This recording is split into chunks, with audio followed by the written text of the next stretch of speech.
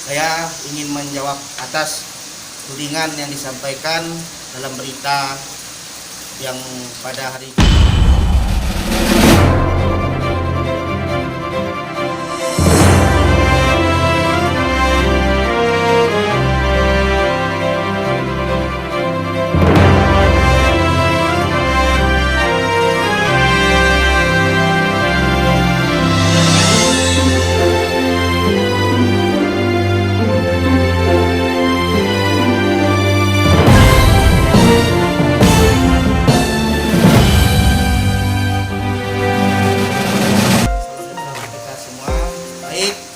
Saya Hendegi Januardi Puspayusa, Wakil Ketua 1 DPRD Kabupaten Betawi dari fraksi Amanah Nasional.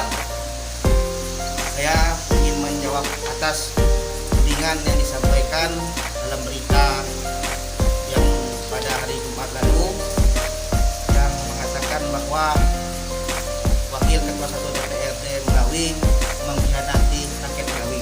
Maka pada kesempatan siang hari ini saya akan menjawab tudingan dari Ketua Fraksi Nasdem, yaitu Bapak Supardi SP.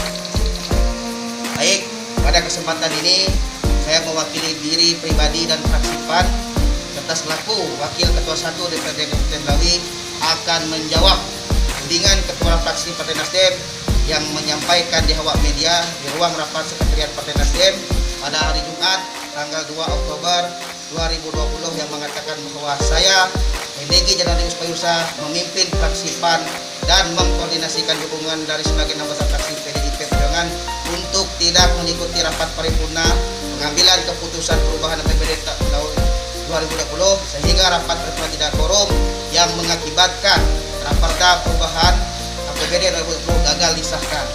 Pada bagian akhir pernyataan ia menegaskan bahwa selaku Wakil Ketua 1 DPRD Kota Betawi dituduhnya menginisiasi boikot rapat paripurna dan dengan gegabah pula ia mengatakan saya telah mengkhianati rakyat Betawi.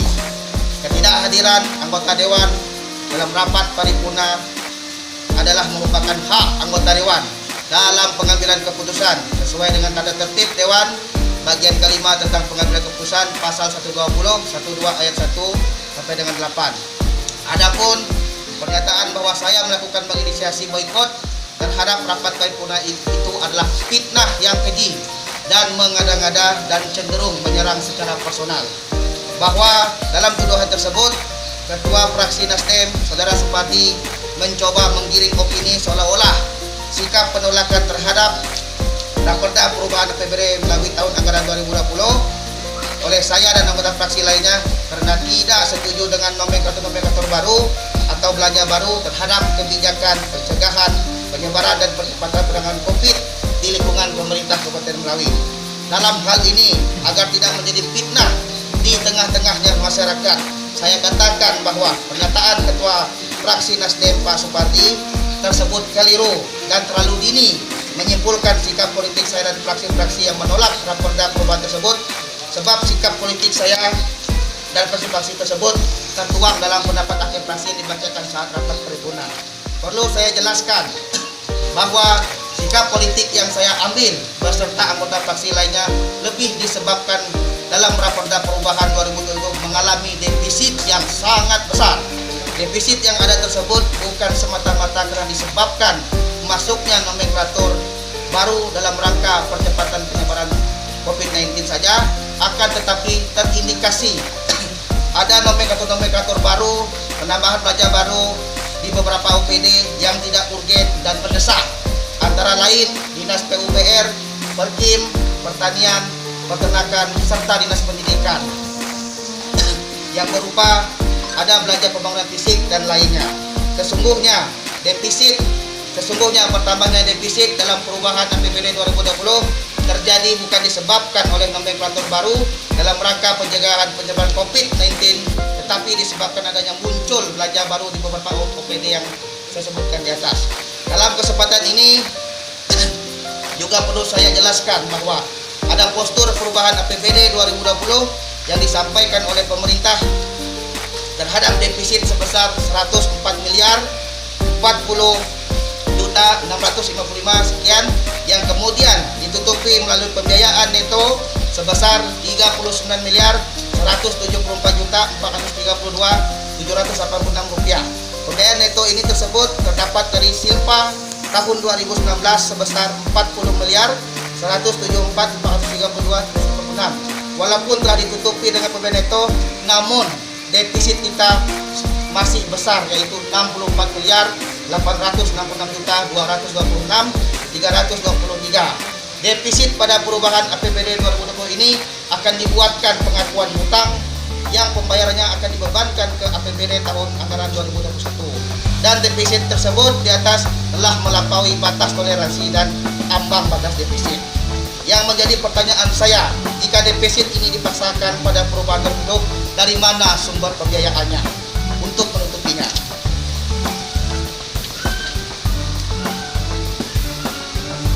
Selanjutnya, terhadap penganggaran dan pembelanjaan COVID-19 yang telah dilakukan oleh pemerintah, seperti yang saya sampaikan, kami sama sekali tidak mempersalahkan, bahkan sangat mendukung kegiatan tersebut demi keamanan dan keselamatan dan kesejahteraan masyarakat Melawi yang saya cintai.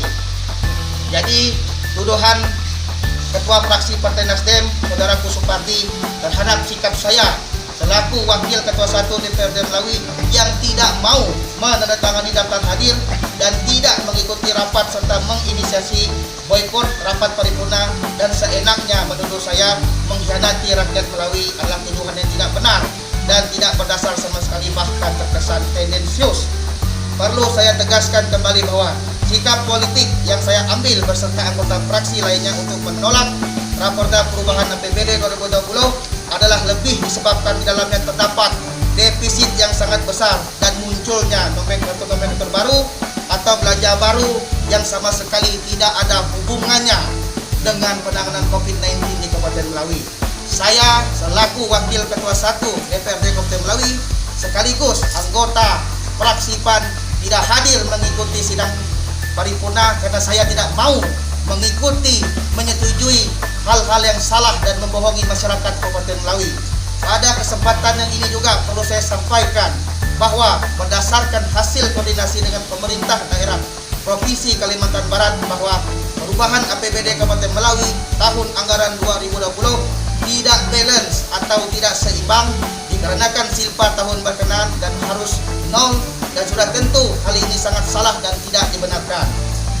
Dan saya juga Wakil Ketua 1 DPRD Melawi ingin menyampaikan juga kepada masyarakat Melawi bahwa saya tidak mau di perubahan ini defisit menjadi sangat besar dan akan menjadi beban di APBD tahun 2021 yang akan mengorbankan kepentingan masyarakat banyak. Karena banyak kegiatan pembangunan yang tidak bisa dilaksanakan karena belanja terlalu besar melampaui kemampuan keuangan daerah. Tujuan saya tidak ada lain semata-mata untuk menyelamatkan keuangan Kabupaten Melawi. Saya sadar uang APBD itu adalah uang miliknya masyarakat Melawi, bukan uang milik sekelompok atau orang atau elit yang ada di Kabupaten Melawi.